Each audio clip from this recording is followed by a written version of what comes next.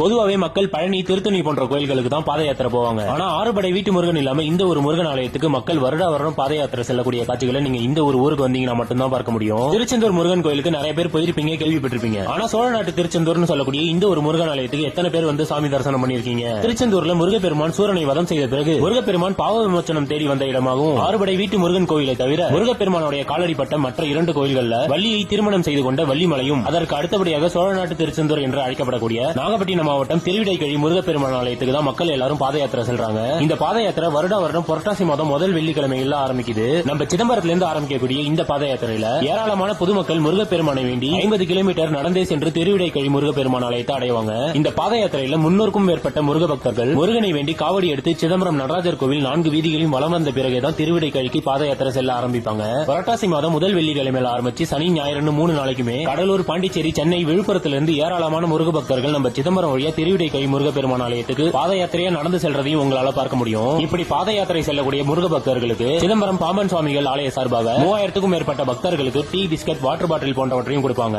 இந்த பக்தர்கள் எல்லாம் திருவிடைக்கழி போற வரைக்கும் வழி எங்கிலும் உள்ள பொதுமக்கள் இந்த பக்தர்களுக்காக உணவுப் பொருட்களை கொடுத்து வழங்குறாங்க. இப்படி இன்னும் பல சிறப்பு மிக்க திருவிடைக்கழி முருகப்பெருமான் ஆலயத்துக்கு நீங்களும் ஒரு முறையாவது பாத யாத்திரை போயிட்டு வாங்க.